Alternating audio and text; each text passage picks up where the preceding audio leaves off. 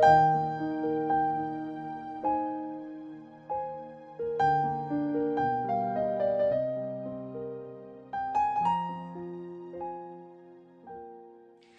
pagi teman-teman, sungguh mengucap syukur sama Tuhan kalau pada pagi hari ini kita boleh kembali bersama-sama untuk datang beribadah ke hadapan Tuhan.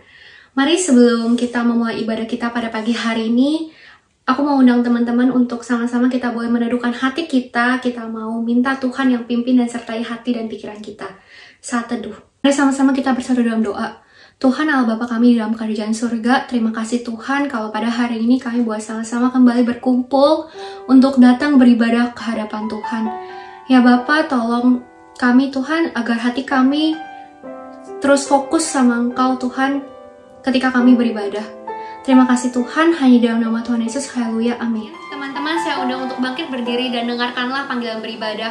Mazmur 100 ayat 2-3. Beribadahlah kepada Tuhan dengan sukacita, datanglah ke hadapan dengan sorak-sorai. Ketahuilah bahwa Tuhanlah Allah, Dialah yang menjadikan kita, dan punya Dialah kita, umatnya dan kawanan domba gembalanya. Mari sama-sama kita mengangkat pujian ini. Kita mau berseru kepada Tuhan. Kau Tuhan, penolong dalam hidupku, ku percaya hanya kepadamu. Kau pegang tanganku dan tuntun langkahku. Yesus, kau perlindunganku. Kau Tuhan, kekuatan dalam hidupku, penolongku dalam kesesakan.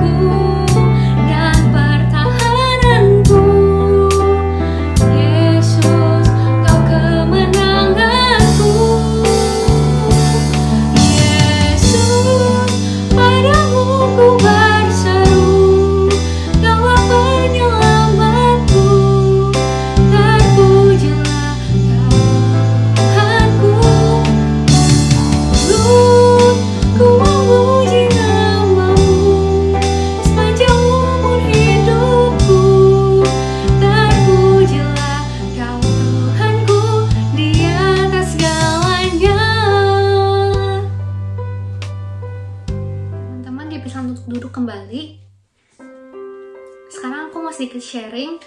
Jadi mungkin kebanyakan dari kita udah pada tahu nih kalau aku punya keponakan namanya Gwen.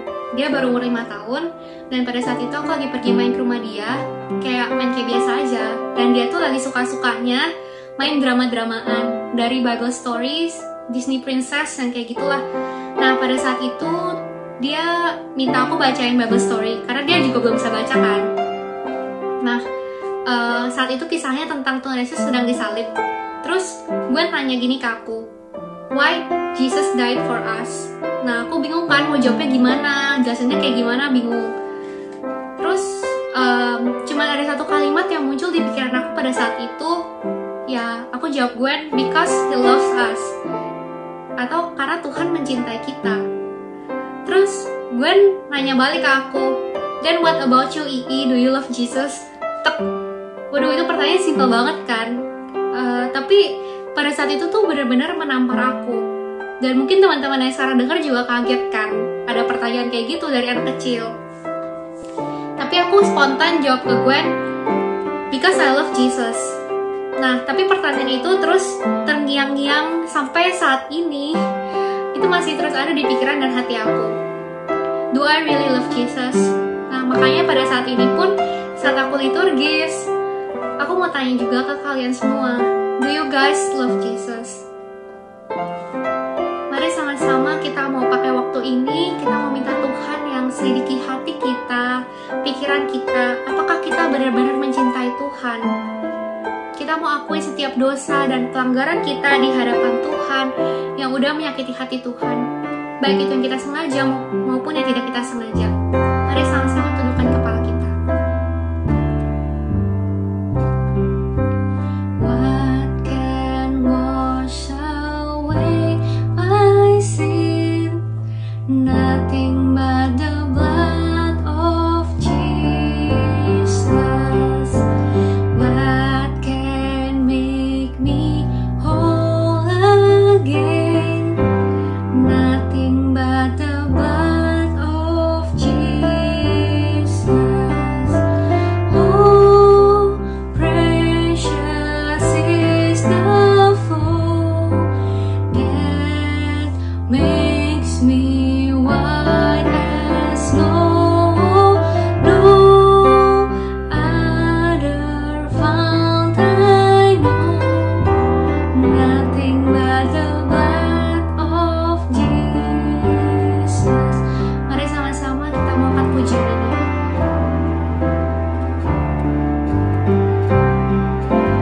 Dosaku telah dihapus hanya oleh darah Yesus. Ku dapat hidup baru hanya oleh darah Yesus. Oh, darah yang kudus, darahnya menebus jiwaku tertebus hanya oleh darah Yesus. Mari kita bersatu dalam doa. Bapa dalam surga, terima kasih kalau Engkau telah mengirimkan anak-Mu yang tunggal, Tuhan Yesus, ke dalam dunia untuk menebus dosa setiap kami. Tapi ampunilah kami ketika kami masih sering hidup di luar jalan Tuhan. Kami masih sering menyakiti hati Tuhan dengan dosa-dosa kami, dengan pelanggaran-pelanggaran kami, yang mungkin kami nggak sengaja, atau mungkin kami lupa kalau itu dosa. Tapi apapun itu, dosa tetap dosa. Oleh karena itu, kami butuh Engkau. Kami butuh Engkau yang pimpin dan menyertai hidup kami, supaya kami hidup terus di jalan Tuhan, dan kami hidup takut dan tunduk akan kebenaran firman Tuhan. Terima kasih ya Tuhan, hanya di dalam nama Tuhan Yesus. Haleluya, amin. Teman-teman, saya undang untuk bangkit berdiri dan dengarkanlah berita anugerah. Yohanes 3:16, karena begitu besar kasih Allah akan dunia ini, sehingga Ia telah mengaruniakan anaknya yang tunggal, supaya setiap orang yang percaya kepada tidak binasa, melainkan beroleh hidup yang kekal. Mari sama-sama kita mau bernyanyi bagi Tuhan kita. Angkatlah suaramu, puji dan serukan nama Yesus. Tanggalkan bebanmu, tak perlu kau khawatir, sebab Dia sanggup. Gerakkan kakimu, menarilah dan bertepuk tangan, bersuka cita.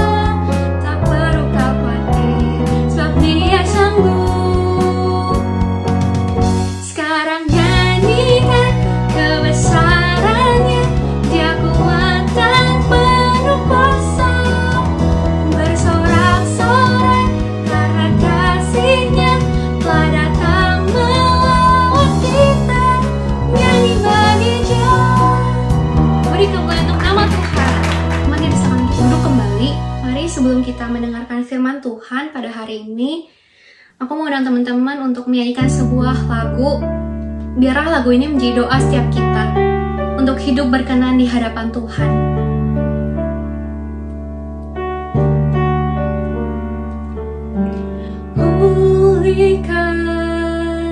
Pulihkan hatiku dengan kasih-Mu.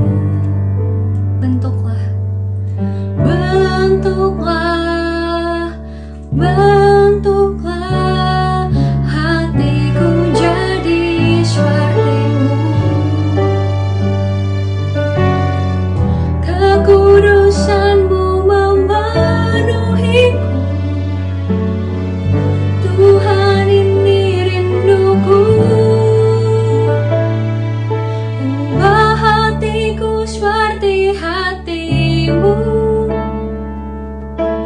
Kudus berkenan bagi-Mu.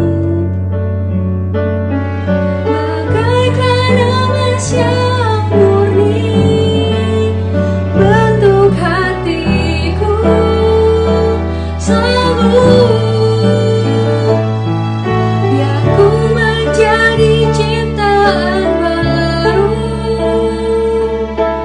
bebas dari semua yang jahat, serupa dengan gambar-Mu. Sucikan ku, kuduskan hatiku, Tuhan. Kita ulang sekali lagi. Ubah hatiku seperti hati-Mu. Kudus berkenan bagi-Mu. Bagaikan emas yang murni, bentuk hatiku selalu. Biar ku menjadi ciptaan baru, bebas dari semua yang jahat, serupa dengan gambar-Mu. Sucikan ku, kuduskan hatiku, Tuhan. Firman Tuhan hari ini akan dibawakan oleh Contoh Kori.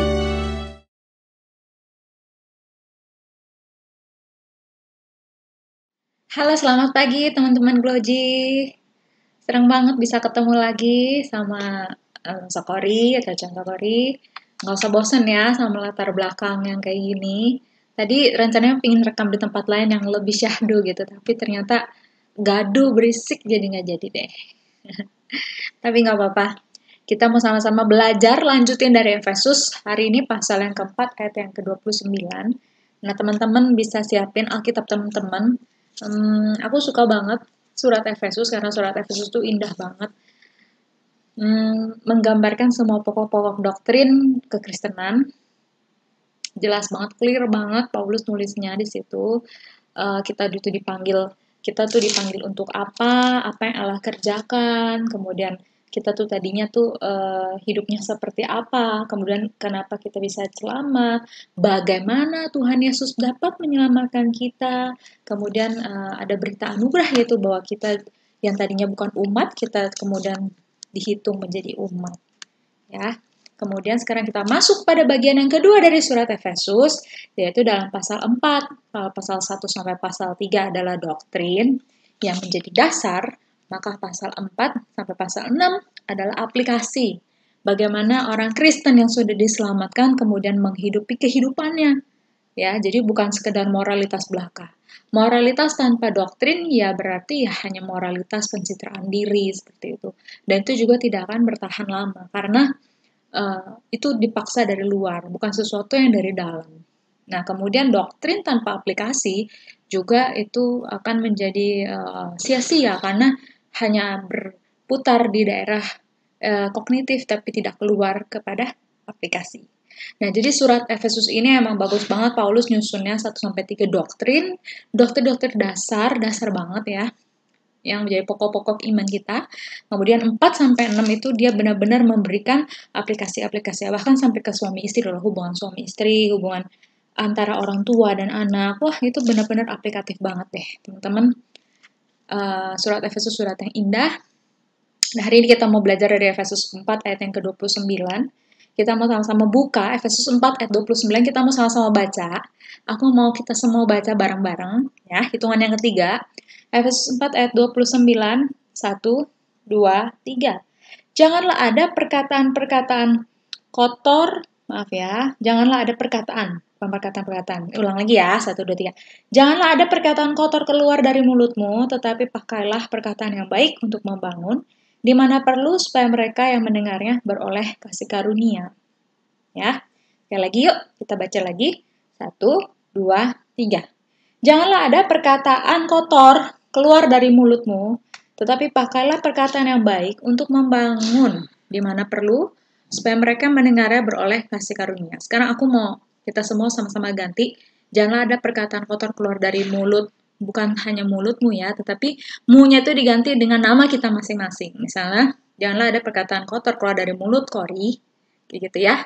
Teman-teman ganti dengan nama teman-teman sendiri. Hitungan ketiga. 1, 2, 3.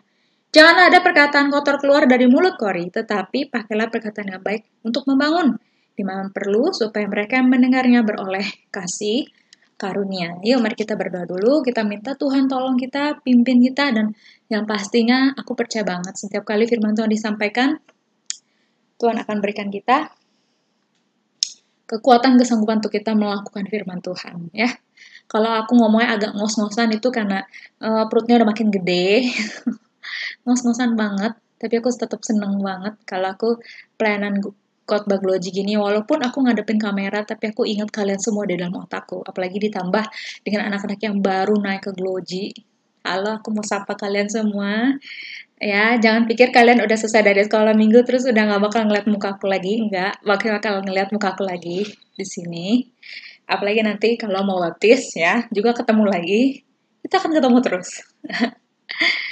Mari kita sama-sama berdoa, mohon Tuhan pimpin ya. Bapak, terima kasih untuk pagi hari ini. Ada kesempatan kembali untuk kami boleh datang, beribadah, menghadap hadirat Tuhan. Dan kami bersyukur untuk kesempatan sekali lagi. Masih ada firman Tuhan yang disampaikan. Firman-Mu itu sungguh menjadi terang bagi jalan kami, pelita bagi kaki kami, terang bagi jalan kami. Menjadi petunjuk, menjadi pedoman. Sehingga kami tidak salah jalan, Tuhan, dalam menjalani kehidupan ini. Kami bersyukur di dalam dunia yang penuh dosa, Engkau memberi anugerah yaitu firman-Mu. Sehingga kami dapat berjalan sesuai dengan firman Tuhan dan tidak meraba-raba dalam kegelapan dosa. Kami percaya juga setiap kali firman Tuhan disampaikan, itu Kau akan memberikan kami kekuatan untuk melakukannya, mengerti dan melakukannya. Hari ini kami mau sama-sama belajar dari Efesus 4:29. Tuhan tolong kami supaya setiap kami dapat mengerti dan melakukan firman Tuhan dan bertumbuh di dalam firman Tuhan. Kami bersyukur dalam nama Yesus kami doa. Amin. Oke teman-teman, seperti yang tadi aku udah bahas, aku udah singgung-singgung 1-3 itu doktrin. Kemudian 4-6 itu kemudian adalah aplikasinya, dan terutama yang dalam perikop kita hari ini 4:29 itu ada dalam perikop yang judulnya manusia baru. Di situ benar-benar sangat cukup teknis ya, sampai ke mulut, sampai ke apalagi kalau marah bagaimana, kemudian kalau apalagi di situ sampai kita bekerja dan seterusnya itu diberikan langsung oleh Rasul Paulus ya. Kita sangat bersyukur ya, kita boleh menjalani kehidupan yang telah diubahkan oleh Tuhan ya. Coba teman-teman lihat deh, nih ayat 17.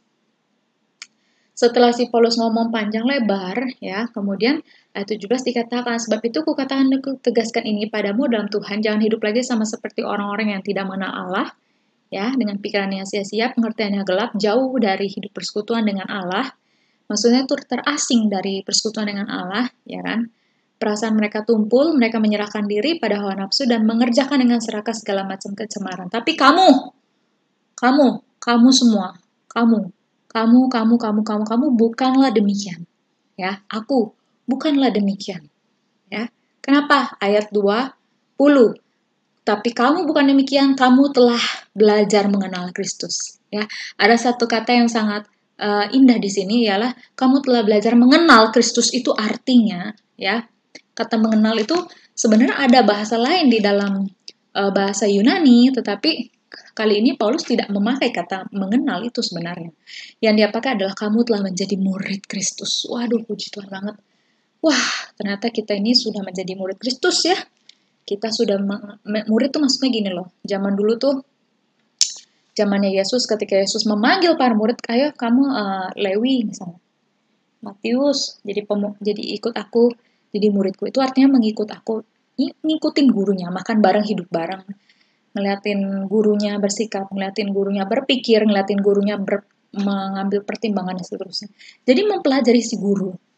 Ya, kemudian nanti pada akhirnya sifat gurunya, pemandangan pola pikir gurunya, keputusan gurunya, prinsip-prinsip gurunya, nilai-nilai hidup gurunya, point of view gurunya itu akan menjadi milik si murid.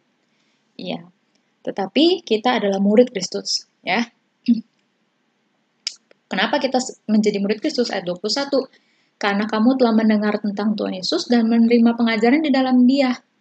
Ya. Kemudian ayat 22 nih, guys. Oh, sorry ya kalau aku ngos-ngosan.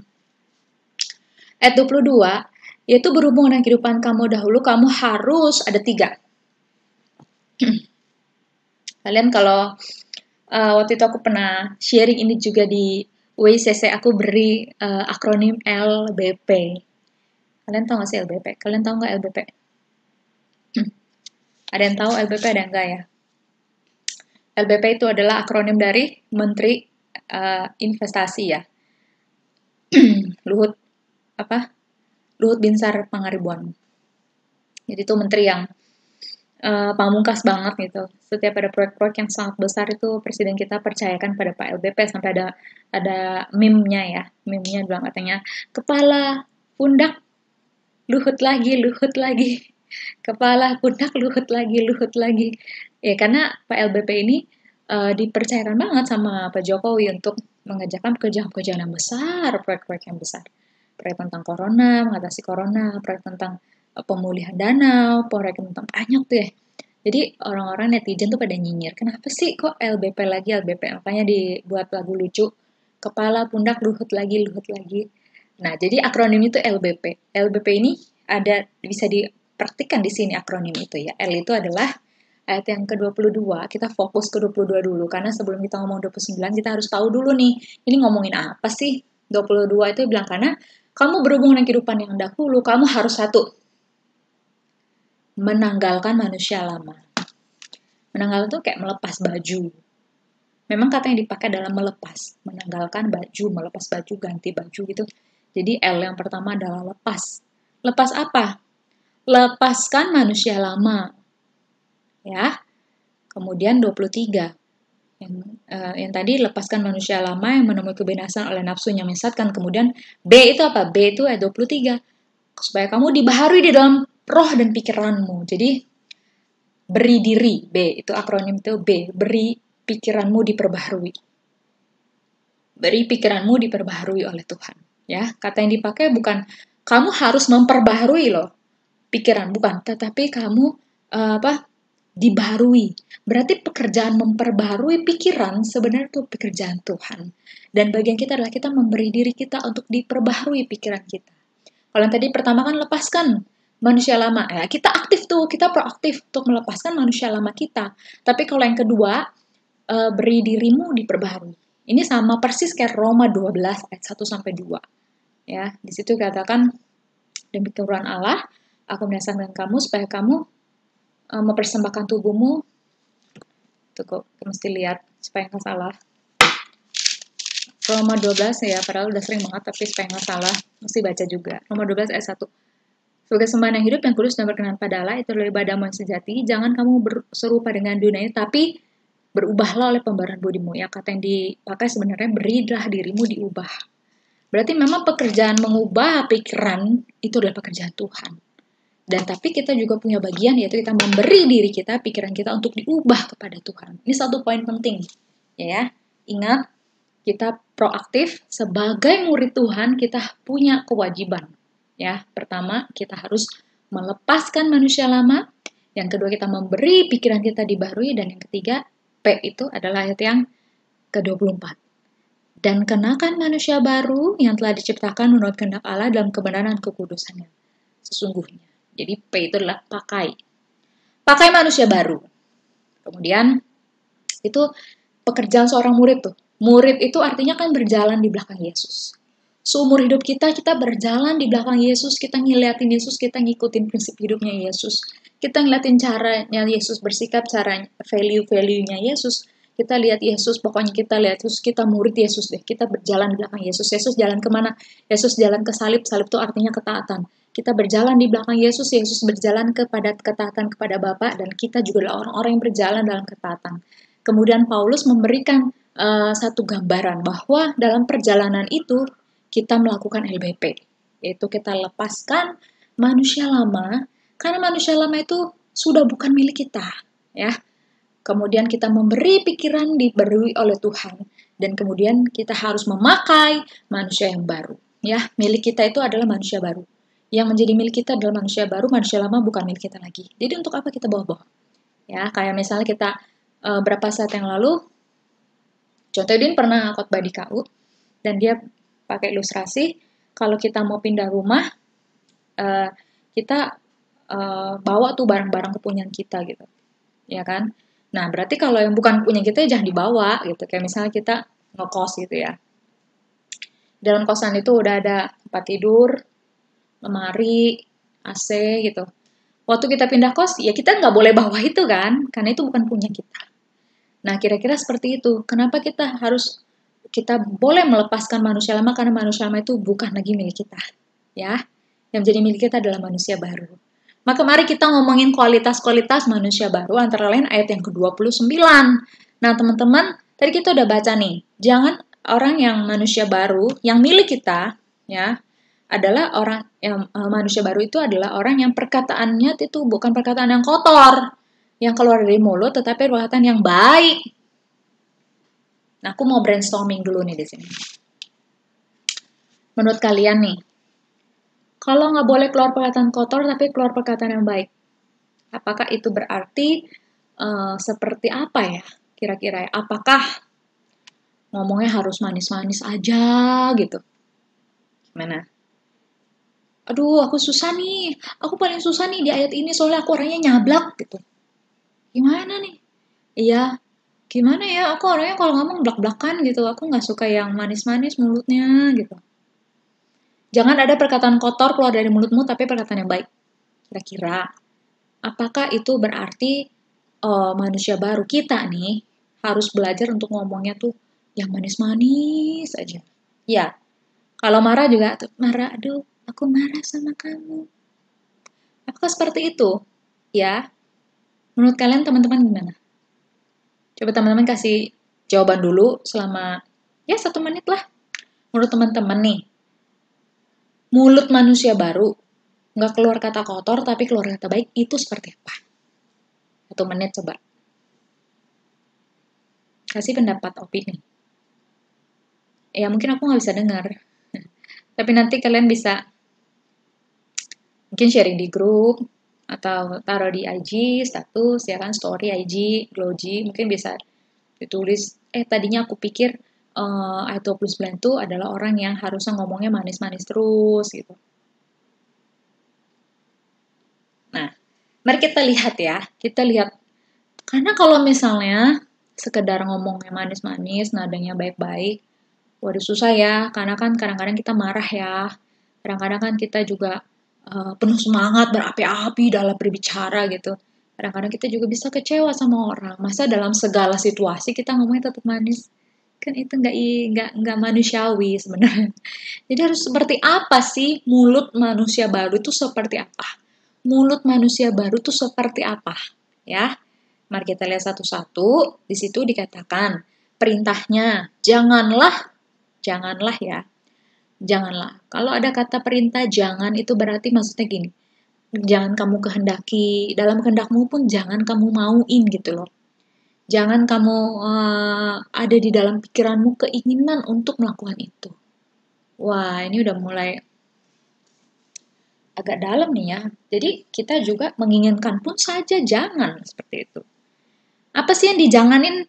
Keluar perkataan kotor. Ya, ini agak tepat terjemahannya karena perkataan. Ya, kalau dalam bahasa Yunani aslinya tuh setiap perkataan loh.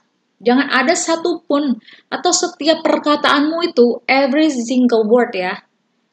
Your every single word itu. Jangan ya dalam ideamu muncul atau dalam keinginanmu muncul satupun perkataan yang kotor. Stop dulu sampai situ ya.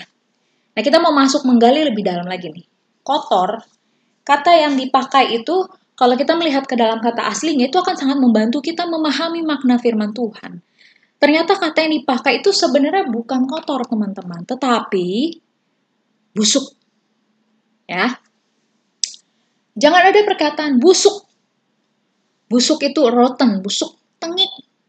Tengik ya. Busuk, tengik. Ya. Teman-teman, pernah nggak? Teman-teman pernah nggak sih makan makanan basi? Teman-teman pernah nggak makan makanan yang udah busuk, yang udah basi? Aku punya kenalan ya. Aku punya kenalan yang dia tuh nggak bisa bedain makanan yang basi dan enggak. Jadi dia tuh nggak tahu, dia nggak bisa bedain gitu. Ini makanan basi apa nggak sih, dia makan aja gitu. Padahal teman-teman hati-hati loh sama yang namanya makanan basi. Kenapa?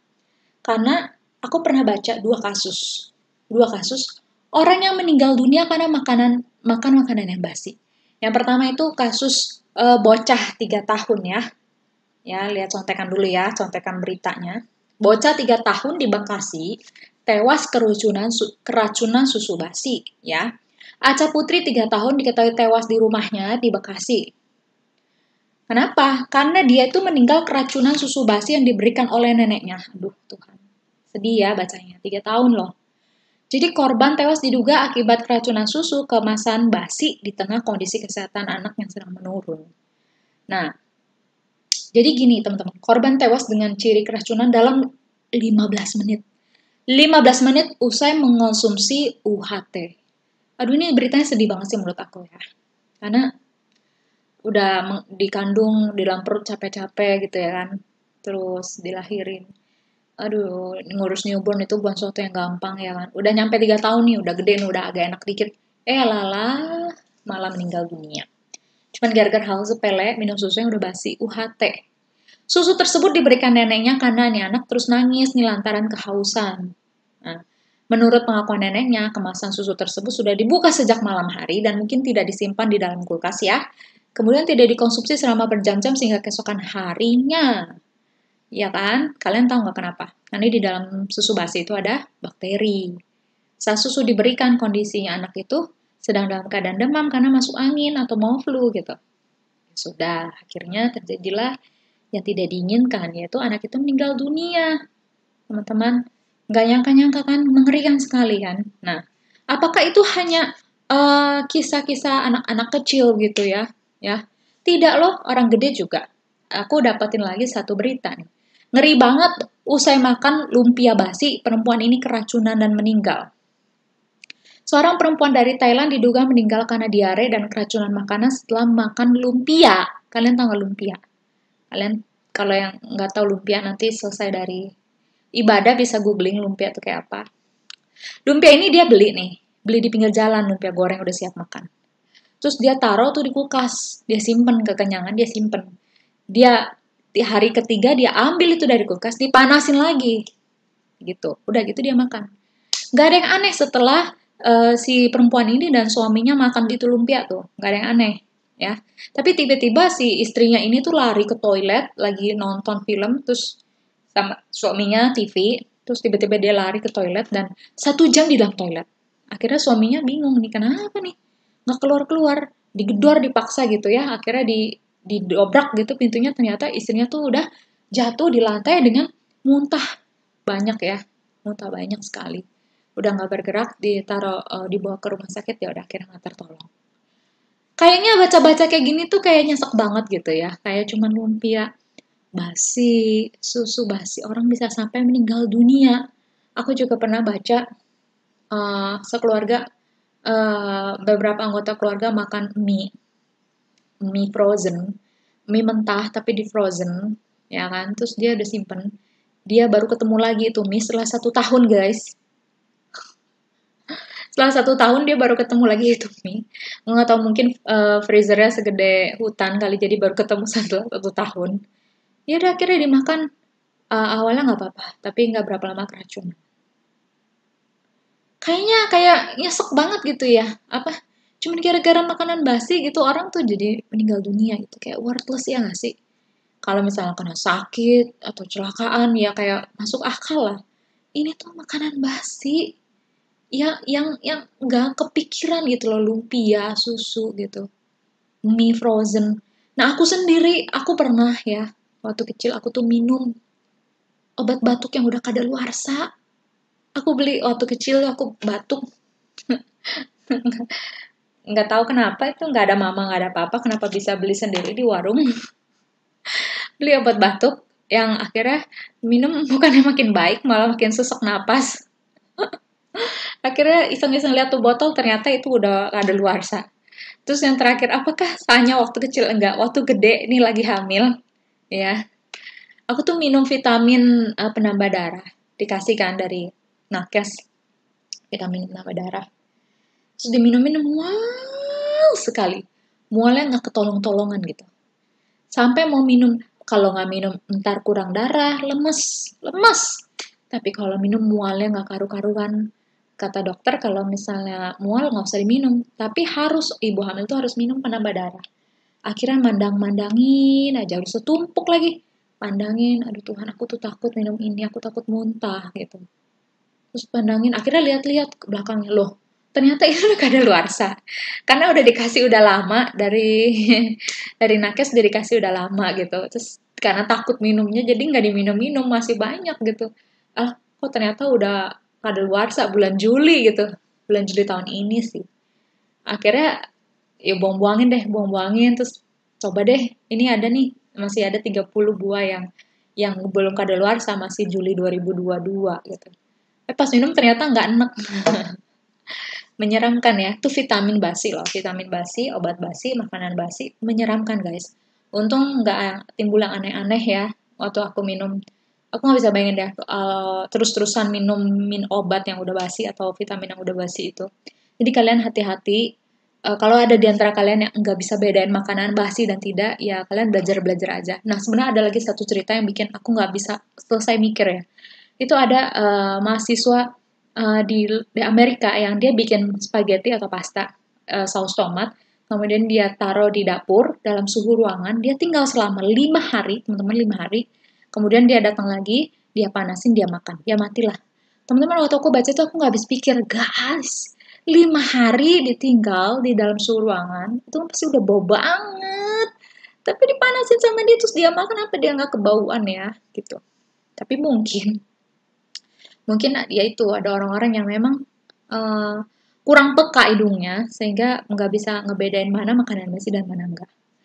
Makanya teman-teman hati-hati buat di sini karena aku punya kenalan kayak gitu. Dia nggak tahu itu makanan udah basi, jadi dia makan aja.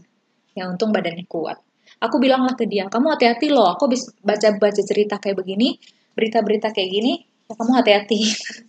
Jangan sampai istilahnya mati konyol ya kan, cuman gara-gara susu basi, mie basi, lumpia basi. Lumpia berapa sih harganya? Paling cuma 3.000 gitu. Tapi sampai meninggal dunia. Itu kayak terlalu mahal sekali harganya sampai harus membayarkan nyawa kayak gitu. Ya kan teman-teman? Intinya tuh kayak gitu. Yang Paulus bilang, jangan ada perkataan basi keluar dari mulutmu. Bukan hanya sekedar perkataan kotor loh ya. Perkataan basi, perkataan busuk maksudnya apa sih? Kayak tadi tuh makanan yang udah basi, apakah dia mendatangkan benefit atau nutrisi buat tubuhmu? Kan tidak. Ya. Lumpia yang basi, susu yang basi, lumpia itu kan di dalamnya ada sayuran, ada daging lah, apalah. Itu kan seharusnya bisa mendatangkan nutrisi buat orang yang memakannya. Kayak susu juga ada proteinnya, ada vitaminnya gitu.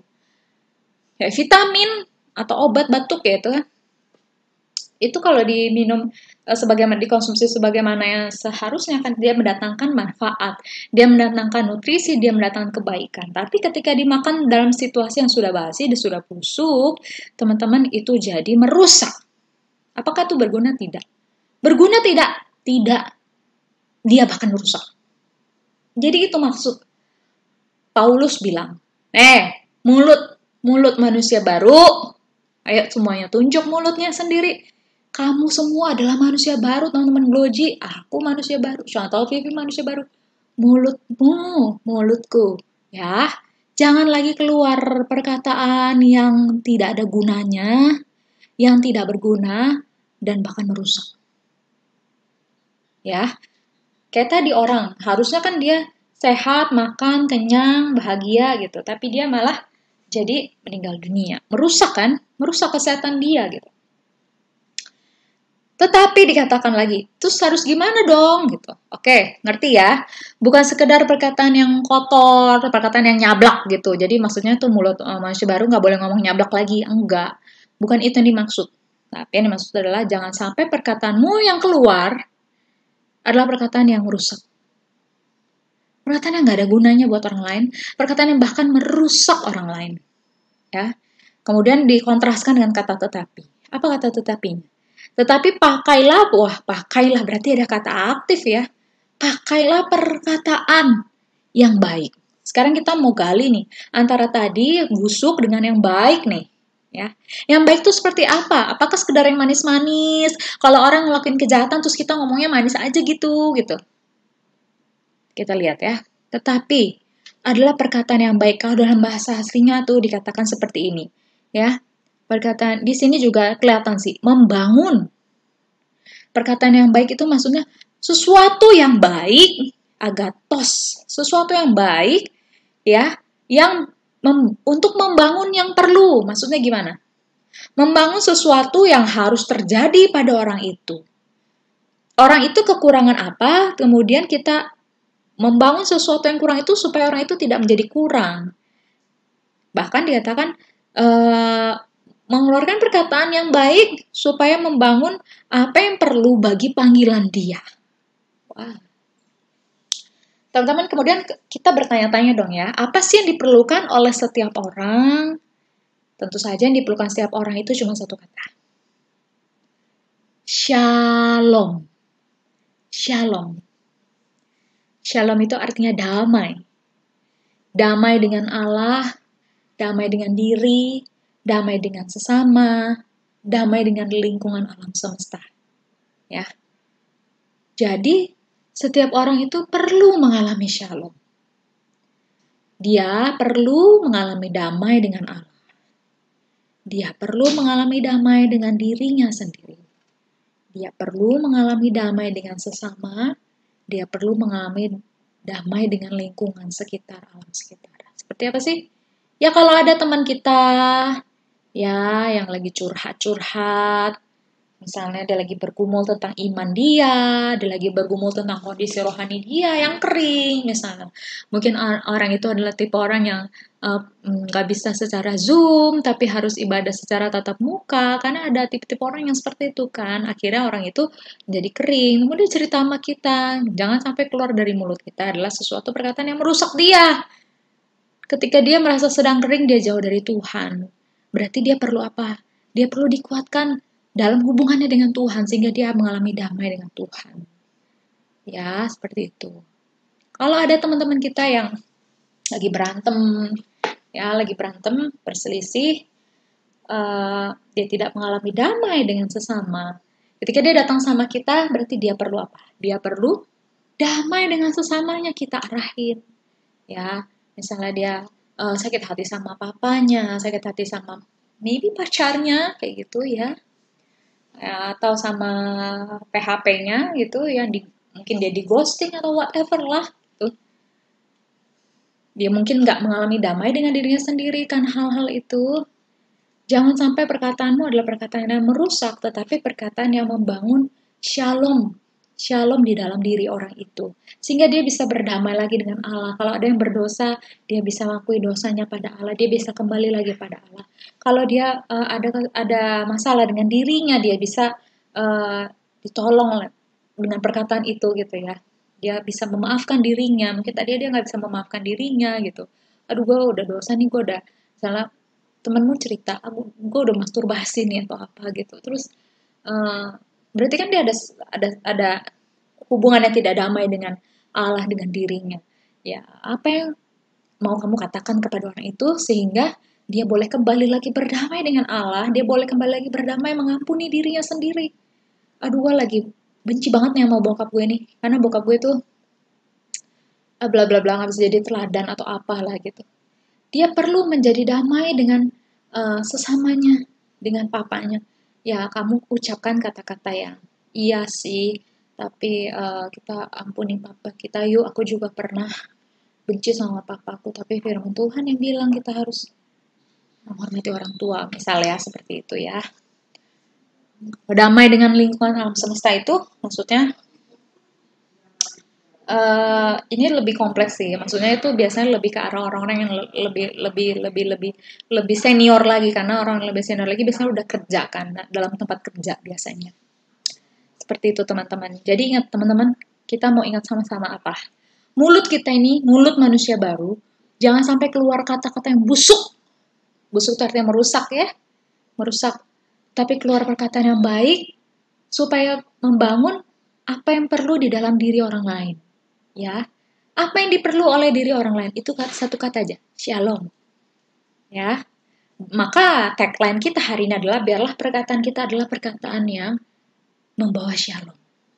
Ya, jadi perkataan mulut manusia baru, puji Tuhan ya kita manusia baru semua puji. Perkataan kita adalah perkataan yang membawa shalom. Yang membawa shalom, orang itu tuh harus shalom dengan Allah. Orang itu harus shalom dengan dirinya. Orang itu harus shalom dengan sesamanya, orang itu harus shalom dengan alam semesta. Mungkin sampai sini teman-teman berkata, aduh, Lause, contoh kayaknya kok susah banget ya, aku nih bukan orang yang komunikatif loh, aku nih orang yang pendiam banget, aku nih susah banget buat ngomong. It's okay teman-teman, it's okay. Kalian punya mulut, kalian bisa doakan teman-teman kalian. Nanti, nih, ini Lause sering banget ngalamin kayak gini. Nanti ketika detik-detik teman kalian ngomong ke kalian ya, kalian kan, aduh gawat nih, gue gak tahu gue mau ngomong apa nih, gue gak tahu gue mau jawab apa nih.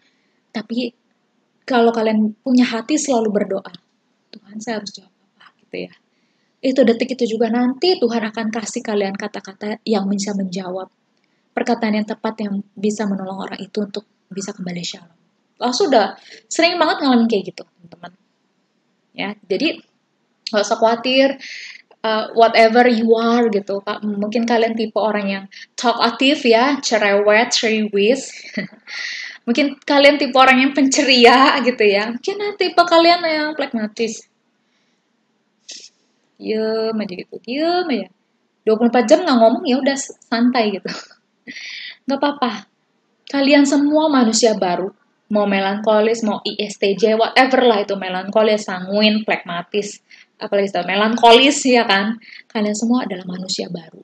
Mulut kalian adalah mulut manusia baru. Yang bukan lagi ngeluarin perkataan busuk yang merusak, tapi perkataan yang mendatangkan shalom buat orang lain. Karena yang orang perlu cuma shalom, teman-teman. Damai dengan Allah, damai dengan diri, damai dengan sesama, damai dengan alam semesta. Ya, simple kan? Satu kalimat, shalom itu adalah damai dengan Allah, dengan diri, dengan sesama, dengan alam semesta. Ya, dipelajarin di seminari ini selama 1 semester. Tapi kalau di sini cuma jadi 1 paragraf. Oke? Kita bersyukur ya. Terus terakhir penutupnya kayak gini. Supaya mereka yang mendengarnya kiranya beroleh kasih karunia. Wah, teman-teman. Kasih karunia ini indah loh, teman-teman. Indah banget. Kasih karunia itu apa kata lainnya grace ya. Grace itu artinya tuh kalian bisa cari favor-nya Tuhan gitu. Maksudnya, aduh anugerah banget ya. Aduh anugerah, maksudnya gimana sih? Supaya orang itu tuh beroleh pertolongan Tuhan.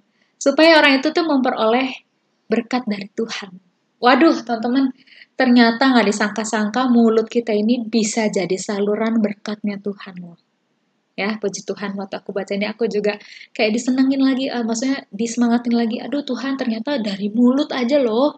Bukan mulutnya hamba Tuhan loh, ini semua. Ini mulut manusia baru. Semua orang yang udah menjadi murid Tuhan loh. Ya, itu mulutnya adalah saluran berkat.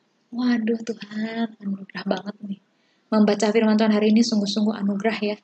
Ternyata mulut kita bisa jadi channel atau saluran berkatnya Tuhan.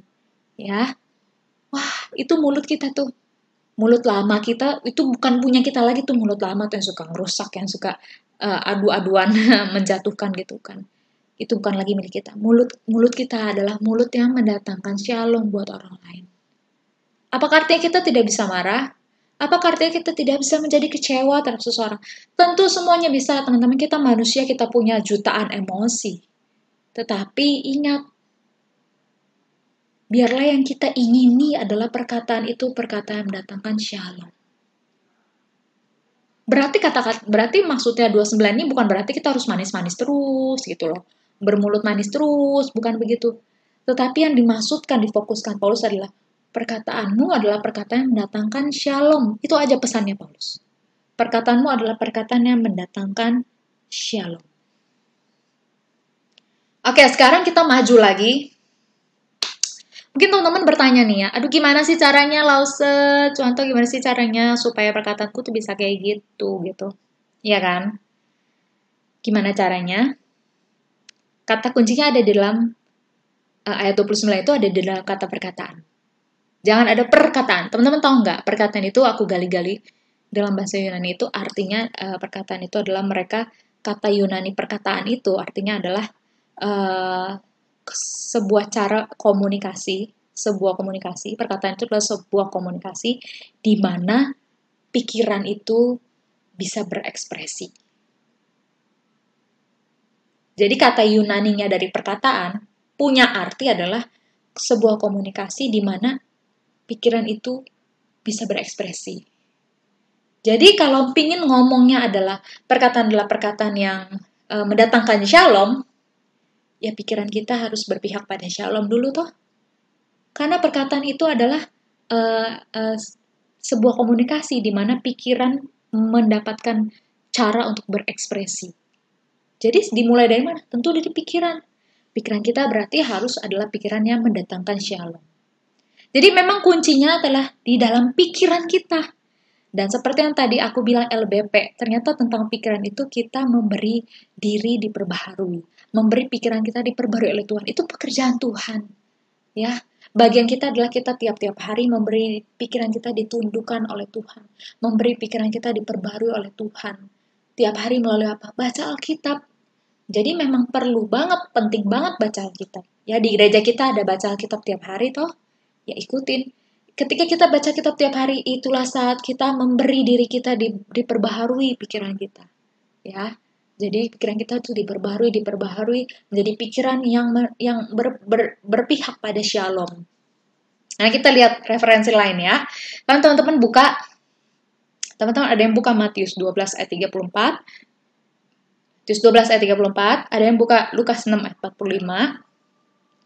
Lukas 6 ayat 45, dan terakhir Matius 15 ayat 18. Matius 15 ayat 18 ya. Nih, mari kita lihat nih. Ini tuh perkataan-perkataannya siapa nih? Tuhan Yesus ya, Matius 12 ayat 34 ya. Matius 12 ayat 34, siapa yang tadi nyari Matius 12 ayat 34, boleh sama-sama aku baca bareng-bareng. Tuhan ketiga, 1, 2, 3. Hai kamu keturunan ular beludak, bagaimanakah kamu dapat mengucapkan hal-hal yang baik sedangkan kamu sendiri jahat? Karena diucapkan mulut meluap dari hati. Ini perkataan siapa? Kalau teman-teman lihat, ini tuh di perikopnya Yesus dan Beelzebul. Ini perkataan Yesus sendiri. Yesus kan Allah ya, dia tahu semua tentang diri manusia. Dia ngasih tahu kita, ternyata apa yang keluar dari mulut itu meluap dari hati. Kalau di Alkitab teman-teman, pikiran, hati, itu tuh sering dibolak-balik aja pakainya. Tapi intinya tuh nggak kayak pengertian kita yang terkotak banget hari ini gitu. Pikiran tuh di sini, hati tuh di sini nih.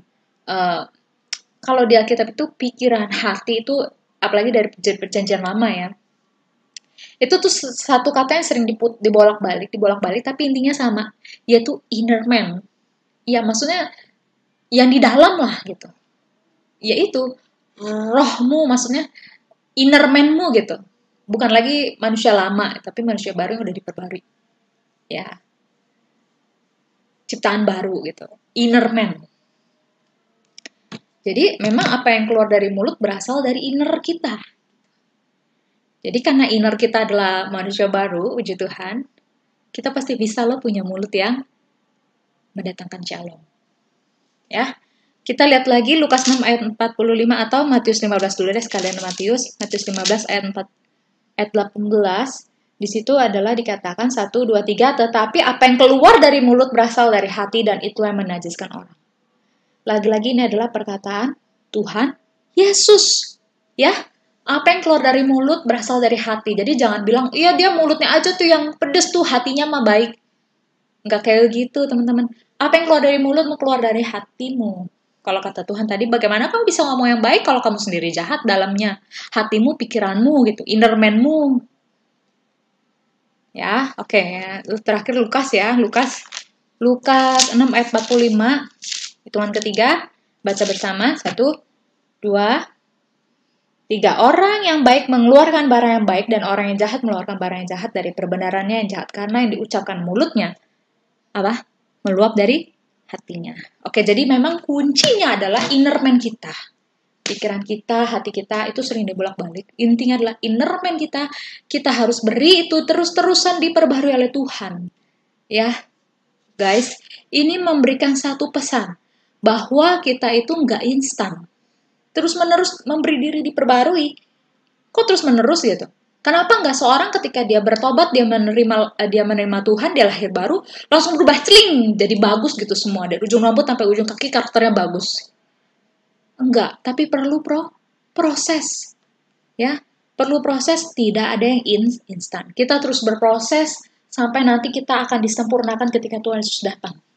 Yang kedua kali.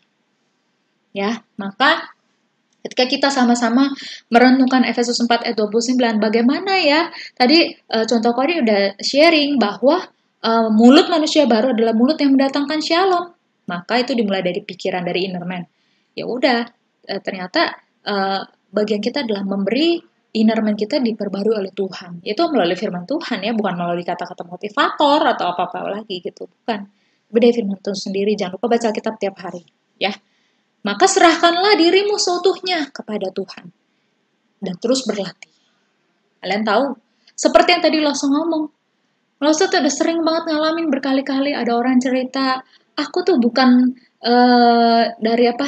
aku bukan magister counseling gitu, yang bisa ngasih kata-kata, yang mengarahkan, atau menolong orang gitu. Ada ilmu-ilmunya kan, kalau magister counseling. Bukan, itu karena ilmu juga aku mau jawab apa. Tapi itu Tuhan selalu memberikan tepat pada waktunya. Di detik harus menjawab.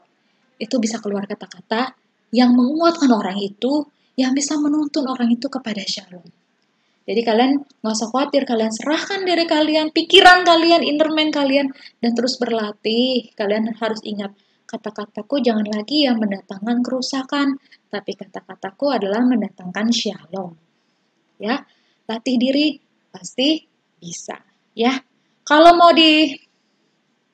diberikan kesaksian mah udah banyak sekali ya.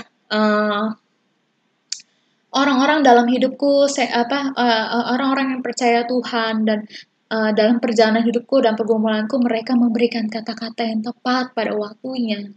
Sehingga melalui perkataan mereka, aku mendapatkan pertolongan Tuhan, aku mendapatkan grace, aku mendapatkan berkat.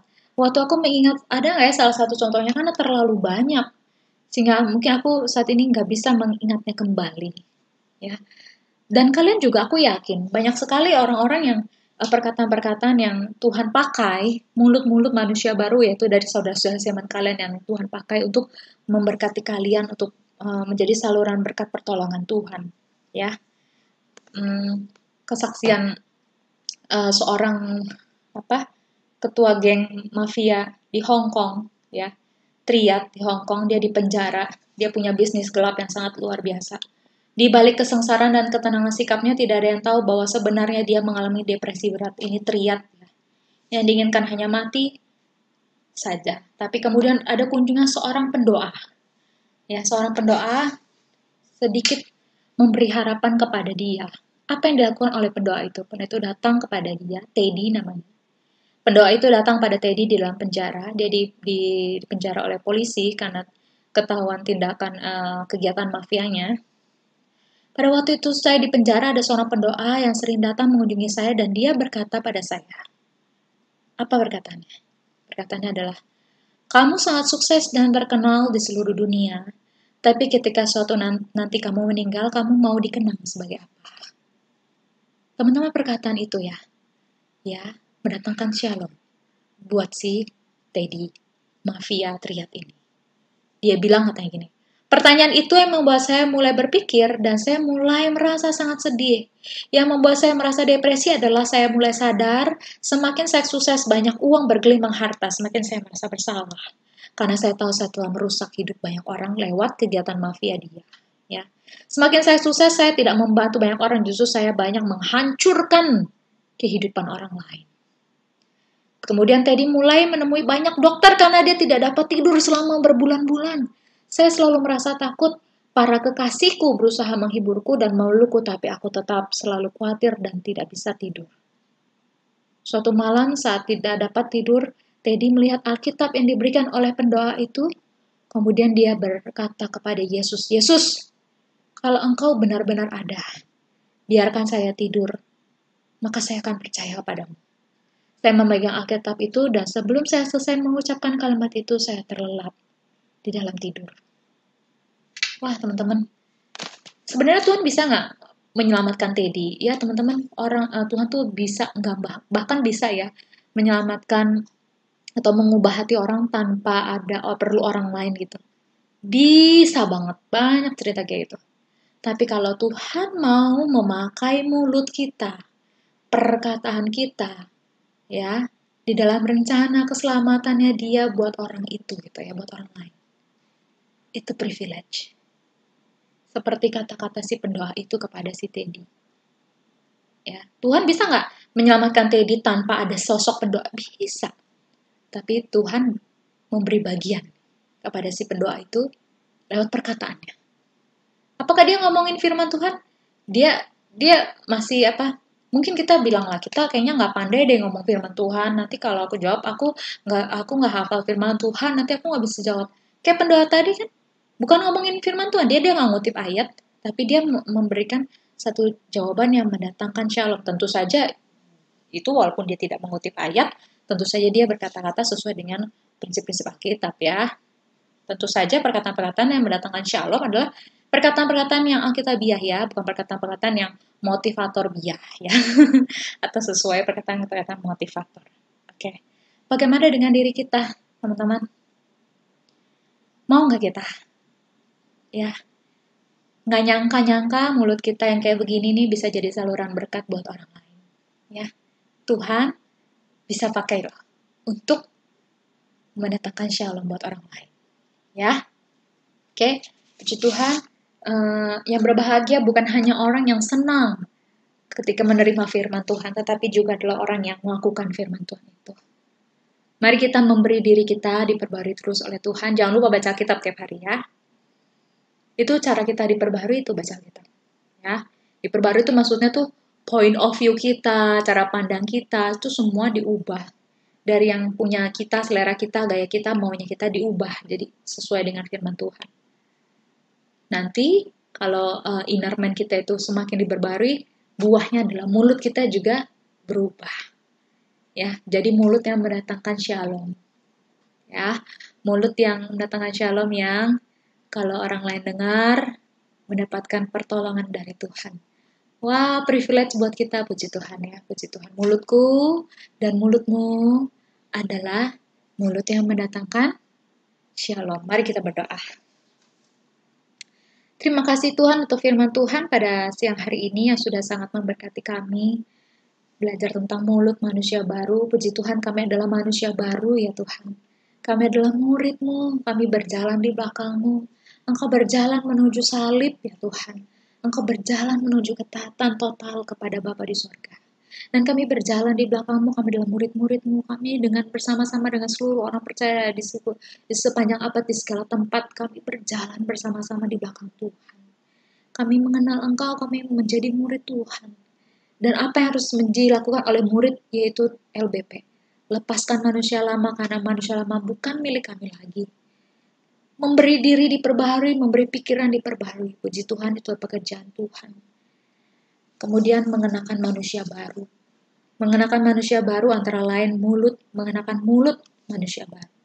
Yaitu bukan lagi mulut yang keluar kata busuk dan merusak, tapi keluar kata-kata yang mendatangkan shalom buat orang lain.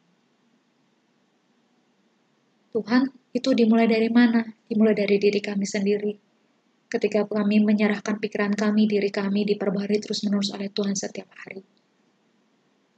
Pasti Tuhan akan tolong kami, supaya perkataan kami juga bukan lagi perkataan yang merusak, tapi perkataan yang mendatangkan shalom buat orang lain.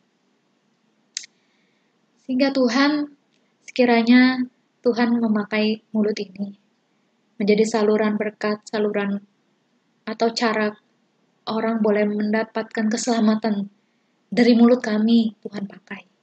Itulah privilege ya Tuhan. Terima kasih, kiranya Tuhan yang tolong kami.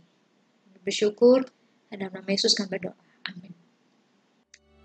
Terima kasih contoh Kori untuk pemberitaan firman Tuhannya. Kiranya Tuhan terus menyertai serta memimpin pelayanan dan keluarga Contoh. Teman-teman, pada saat ini aku mau undang teman-teman untuk mempersiapkan persembahan kita. Persembahan bisa ditransfer lewat QR Code atau rekening yang ada di layar kalian. Buat teman-teman yang belum punya rekening, boleh dititipin dulu ke orang tua. Dan juga jangan lupa tambahin angka 1 di belakang nominal kalian. Teman-teman, aku juga mau ajak kita semua untuk sama-sama ikut DP atau Dig and Pray di setiap hari Sabtu di minggu pertama dan minggu ketiga. Yuk sama-sama kita mau belajar Alkitab bareng-bareng dan sharing-sharing juga. Terus, kita juga ada fellowship atau persekutuan di setiap minggu keempat di hari Minggu. Yuk sama-sama kita join. Teman-teman, saya undang untuk bangkit berdiri. Kita mau menaikkan satu pokok doa syafaat. Kita mau berdoa buat bangsa dan negara kita. Kita juga mau berdoa buat pemerintah, buat tenaga kesehatan dan juga masyarakat selama pandemi COVID-19 ini, supaya pandemi ini boleh cepat berakhir. Mari sama-sama kita bersatu dalam doa. Bapa dalam surga, terima kasih kalau kami masih boleh berdoa buat bangsa dan negara kami pada hari ini. Ya Bapak, kami mau menyerahkan Tuhan setiap pemerintah, setiap tenaga kesehatan dan juga masyarakat Indonesia boleh bekerja sama dengan baik untuk mengatasi pandemi COVID-19 ini, supaya pandemi ini boleh cepat berakhir di negara kami. Bapak, berdoa juga buat kami setiap anak Tuhan di Indonesia, kami boleh terus menjadi terang dan garam dimanapun kami berada, yaitu dengan tunduk terhadap peraturan yang pemerintah udah keluarin, dan kami boleh bertanggung jawab atas kesehatan yang udah Tuhan anugerahkan kepada kami. Terima kasih ya Tuhan, hanya dalam nama Tuhan Yesus, haleluya, amin. Mari kita ikrarkan pengakuan iman kita, pengakuan iman rasuli. Aku percaya kepada Allah, Bapa yang Maha Kuasa, Halik langit dan bumi, dan kepada Yesus Kristus, anak yang tunggal Tuhan kita, yang dikandung dari Roh Kudus, lahir dari anak darah Maria, yang menderita sengsara di bawah pemerintahan Pontius Pilatus, disalibkan, mati dan dikuburkan, turun ke dalam kerajaan maut. Pada hari yang ketiga, bangkit pula dari antara orang mati, naik ke surga, duduk di sebelah kanan Allah, Bapa yang Maha Kuasa. Dan dari sana ia akan datang untuk menghakimi orang hidup dan yang mati. Aku percaya kepada Roh Kudus, gereja yang kudus dan am, persekutuan orang kudus, pengampunan dosa, kebangkitan tubuh, dan hidup kekal. Amin. Roma 11 ayat 36. Sebab segala sesuatu ada dari Dia, oleh Dia, dan kepada Dia. Bagi Dialah kemuliaan sampai selama-lamanya. Mari kita mau kembalikan segala puji, hormat, dan syukur kita kepada Allah Bapa, Allah Anak, dan Allah Roh Kudus.